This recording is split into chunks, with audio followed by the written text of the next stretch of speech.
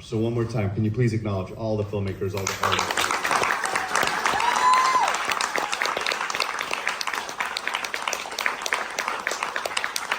Just curious, how many cast members do we have in the audience as well? Awesome, round of applause for the cast members. Okay, can everyone please take their seats? You can take a seat, dude.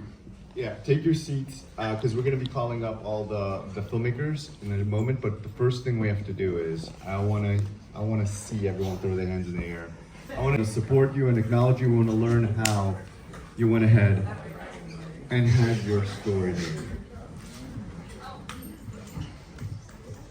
Come on. Sure. Hey, superstar, what's up?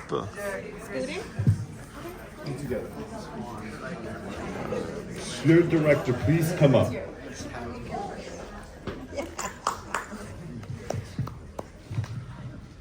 So, I'm gonna pass the mic down. You're gonna introduce yourself and the film that you played. My name is Ristislav Van Stok, aka Slavi, and I made the film Normal Porn for Normal People. As you can tell, I'm very normal. Hi, my name is Jack Kiersky. I'm the writer, director, and producer of The Rio. Hi, my name is Angel Barrueta. Itziar Martinez. She's the creator and the director of Nicto. NYCTO. Hi everyone, my name is Valerie Garcia and I made Harmonious.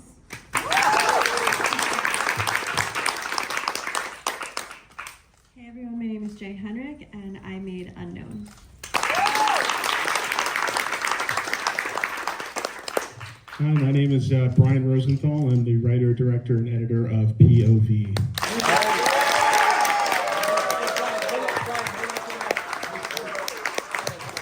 So, I wanted to ask you, and I'm gonna ask everyone of this, how did your film come together? Okay, before you answer that question, Brian, can we all just commend Brian for the incredible film that he made? Yeah.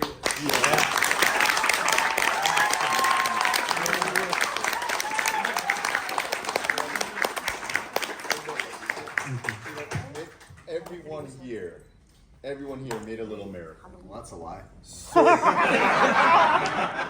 everyone has normal porn for normal people. So I really am so proud of you guys, and I mean it, because it takes so much effort. It's facing so much challenge to make a story like you guys have made. And it means a great deal that you did it.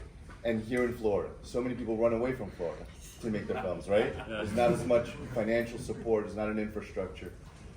But we've known Brian now for a number of years. This is the second film that you've shared with us.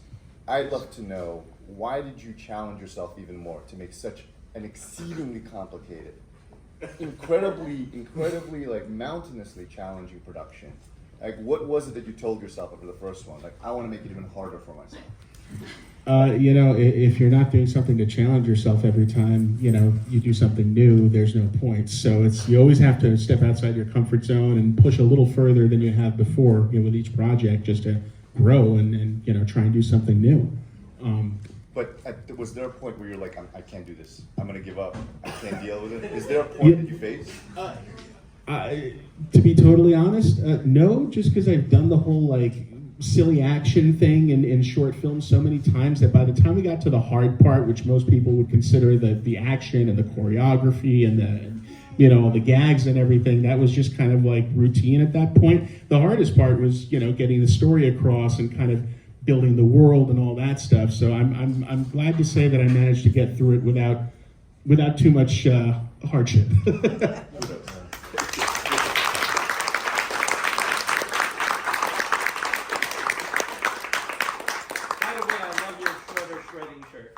Thank you, thank you. And Jay, this is your second film with us, but I want to believe, because I know a little bit about your filmography, this is a short made after a feature, or did you make this short before the feature? Actually, I made it before. You made the short before the feature. Yeah. So what lessons from the first short that you made did you carry over into the second one? What was it that you learned from that first one that sharpened and gave you clear direction? Yeah, so That makes sense. I just want to first say, I think it got a little cropped, by the way, so some things got, I mean, I'm sure most of you noticed, but, so there were some things that were missing in there, but I tried to be diligent this time about the details. The first short, I think I was so just wanting to get it, done on time and just get it done, that, when you sit down and post, you're like, oh crap. I was so stressed out that I forgot this, or I didn't realize we didn't get this in that shot. And with Unknown, I was a lot more diligent with that. It was more detail oriented. I felt more confident as a filmmaker. And it started, sometimes when I'm coming up with a story that I want to turn into a feature, I like to try to do a short first to see how I really feel about it. And so now I'm going to start writing the feature. I have the treatment done, but I'm going to actually start writing the script. So you're leaping into feature with this story? Yes. Wow. Yeah. Congratulations. Thank you. Exciting.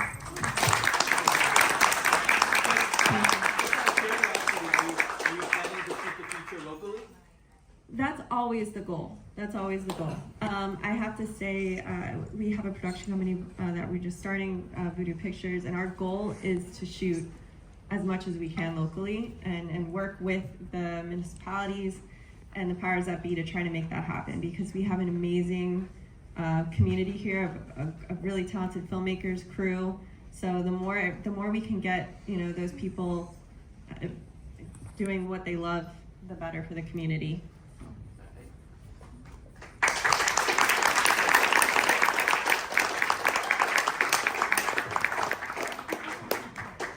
And your short was produced while you were a student at FSC?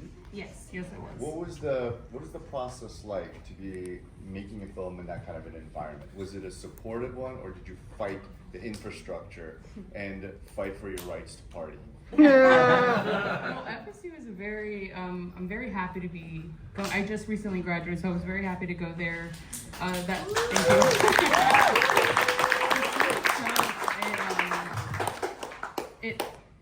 They go, hey, your movie needs to be this long, do whatever you want. Really? Yes, and the community in Tallahassee is very supportive, and they let us shoot everywhere in restaurants and houses. Amazing. You just say that you're part of the film school and they let you just Wow. go crazy. It's very, very nice. Wow.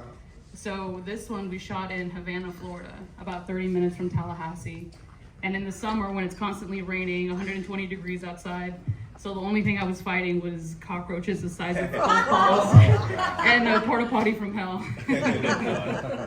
We every year for the last 7-8 years since we've done the homegrown program as part of this festival, we've received so many outstanding films from FSU. Yeah. So we're so proud to have you here with us, and we really think the world of that film school program. It's not usual that you say that, because usually film schools are looked upon, as a greedy engine, taking advantage of students. But it seems like you guys are very well supported over there. We are. Yeah, that's really good to hear, and we're so happy to have you here. Thank you so much.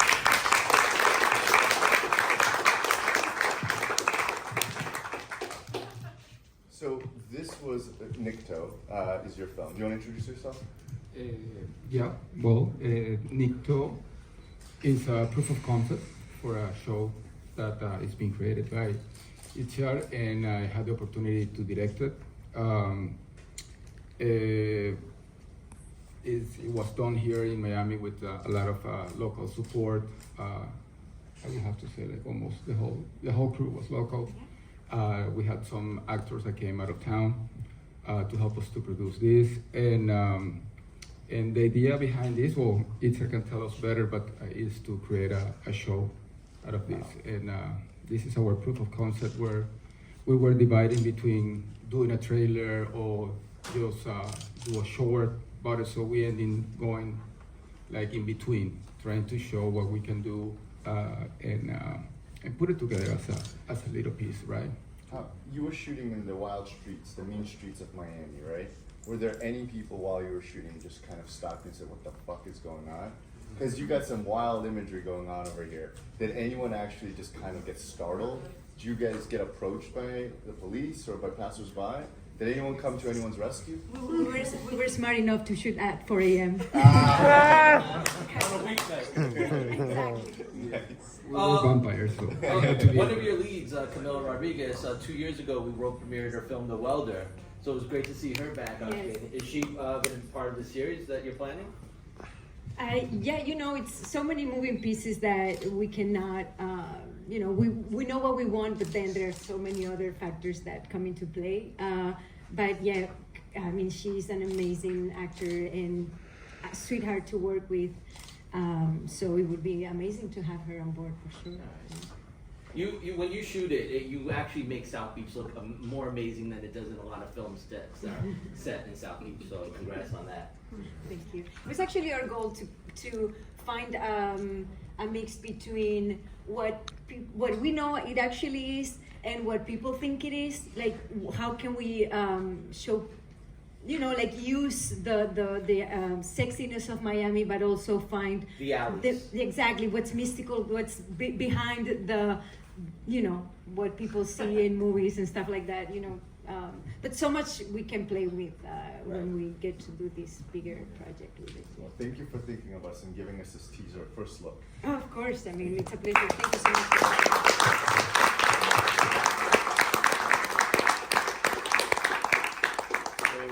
So the age-old question, Jack, help answer: are they real?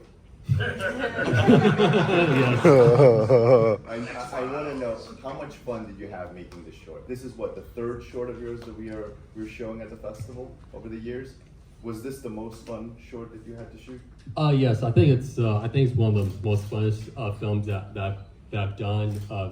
It was also the most challenging one too, because it was also the first time I ever filmed it at a house that doesn't belong to me or nobody close. So we filmed at it was my friend's house, but it was his parents' house, and there was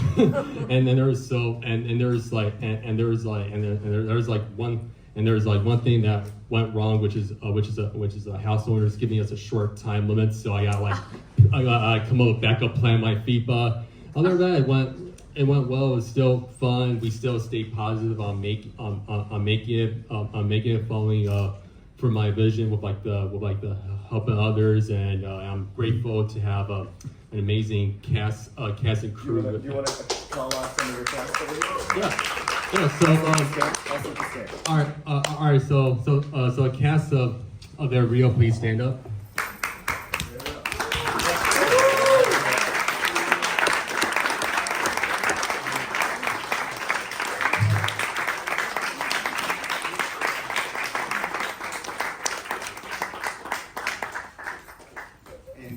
You had the fortune or the misfortune to work with Slavi over here. Yeah. How was it to work with our local arts musician? Oh yeah. Song is great. Song is great. We spoke over for phone, text, email. I explained to him what I want in terms like the music, on how I envision it. So I was going for like a John Carpenter and Goblin-esque type of synth music. That's exciting. So, and were you happy with the results? I'm really proud. I'm really proud of it. Awesome. Well, we had a lot of fun watching it and listening to it. Absolutely.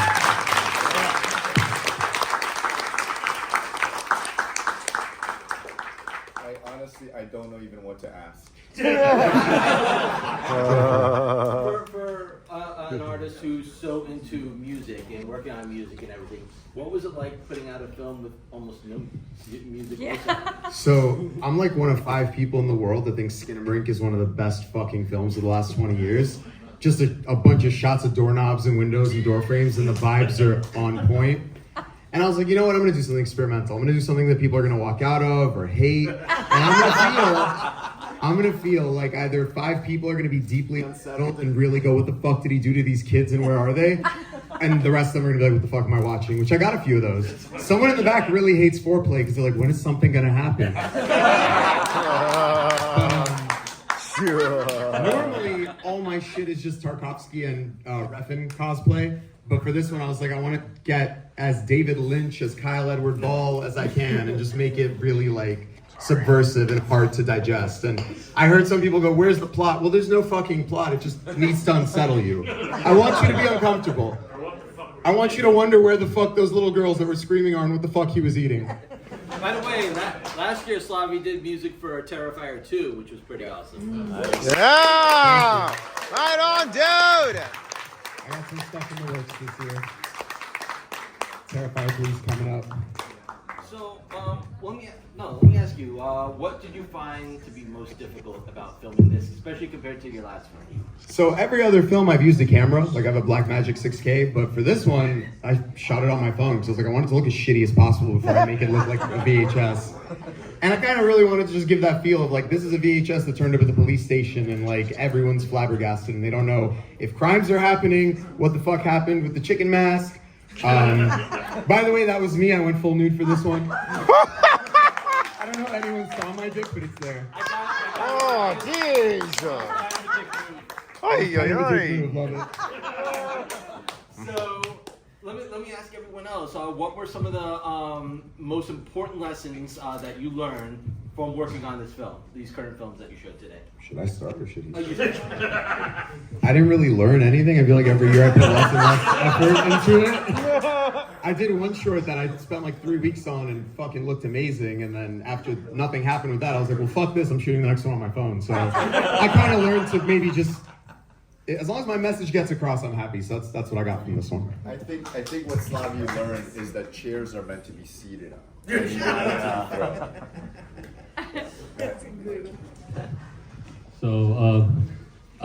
So for me, one thing I learned is I was mentioning about the locations, to have a location contract involved, and also another thing that I learned, and I always do as a filmmaker. One thing I learned is that even though you have like a cast and crew who are there to bring your vision to life on the director's standpoint, if they give for example, the actor gives suggestions on a certain line dialogue in the script, it's good to listen to suggestions, to listen. Because at the same time they're also trying to make their work shine as well too, and also but however at the end of the day it's the director's vision, so he just takes or leaves a suggestion or constructive criticism, I guess you could say. But and another thing, and that's it. A constant message that's been throughout all our shorts blocks is trust the people you work with. Trust the writers, trust the actors. Just surround yourself with people that are going to support you, and don't be afraid to listen and learn from everyone. Exactly. Yeah. I'm going to answer this one because Angel is much more experienced than me, so I am the one learning here. I think with every project, there's a pattern, which is learning to read what the project wants from you once you are on set. Because there's always all these expectations. You can write, you can produce, you can do all the pre-production you want, but then on set, there are going to be variables that you didn't account for. And I think it's a skill that as filmmakers we gotta learn, that is to accept how this new information that I'm receiving from the art I'm creating is gonna end up shaping the story we're trying to tell, instead of trying to hold on too tightly to our idea of it.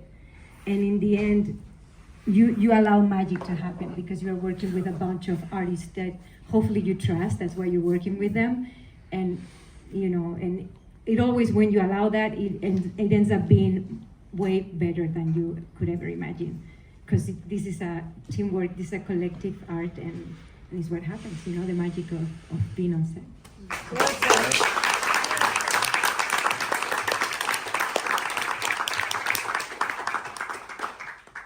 The one thing I learned mostly with this project is I am not more powerful than the Florida weather. So it's summertime last year, and we shoot 23 films in 2 months. So it's every single day, and our only day off are Wednesdays. And so I got stuck on the days where there's gonna be a thunderstorm. I'm like, no, it's fine, I'll do it. We get attacked by a thunderstorm, and so now I'm trying to pivot and figure out, okay, well, we can move the ending to the barn, we can move the ending under the trees, we can do this, we can do that, nothing works. So then I had to do pickups the next day, but in the soundstage, so the ending is all on the soundstage. Half of it is outside, and then half of it is on the soundstage. But think of all the money you're saving on rain machines. Exactly. But yeah, that's it. I'm not more powerful than the Florida weather. Igor learned that from our scheduled beach day this morning. So, I mean, not wanting to repeat what anyone else said, but honestly, make sure that you're working with people that you trust, people that, honestly, I've been really, really lucky to have a group, like a crew that I work with that I absolutely love, and we collaborate really well. A lot of the same people that worked on my feature worked on this, and I wouldn't be where I am without the people who helped me make this happen. So I'm only as good as my crew.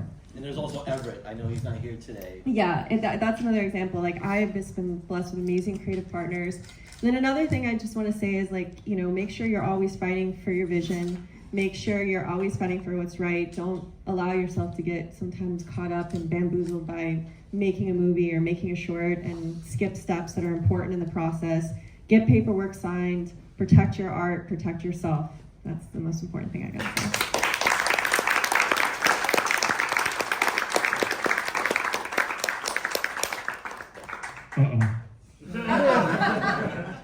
What did I learn? Knowing is half the battle. G.I. Joe. No, listen, you got to be as prepared as you possibly can be. Game plan as much as you can before you get into the short. I storyboarded the hell out of this thing. I previs the hell out of it. I wrecked my apartment and turned it into my own personal studio so that I could have complete control over the short. We pre-lit months before we shot.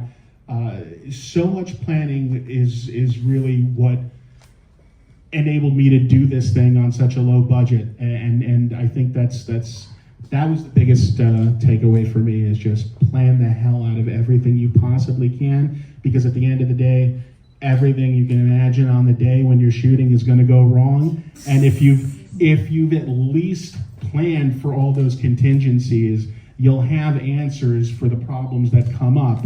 You'll go, okay, well, in my storyboards, I wanted to do this, but I'm totally limited by my actual circumstances and location, but the feeling behind the storyboard I can recreate with a different shot because I already did that homework, so it really helped a lot. And again, to kind of pivot into what Jack was saying, control the hell out of your location as much as you can. Because I'll tell you what, I could have spent a while in a rented location and taken less time to shoot it and maybe had a slightly cooler looking location. But I think at the end of the day, the control of the actual filming location resulted in a much better product, personally. Brian, do you want to quickly shout out your cast who's in the Absolutely. audience? Katie Mackey, stand up, Katie.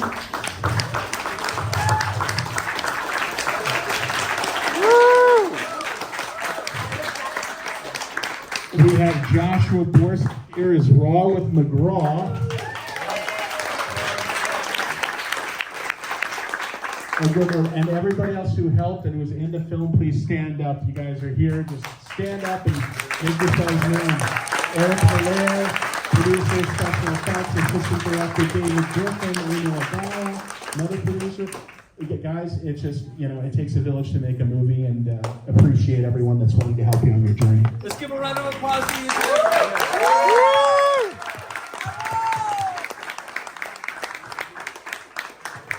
Okay, we have another tradition at the festival. We have family portraits, all right? Every single person who starred or had a hand in the making of any of these films, please come down. We want to have a group photo. So if you had a hand, if you're part Let me of stand any one back of that these way. films, please come down. Please come down. Start getting in positions. Get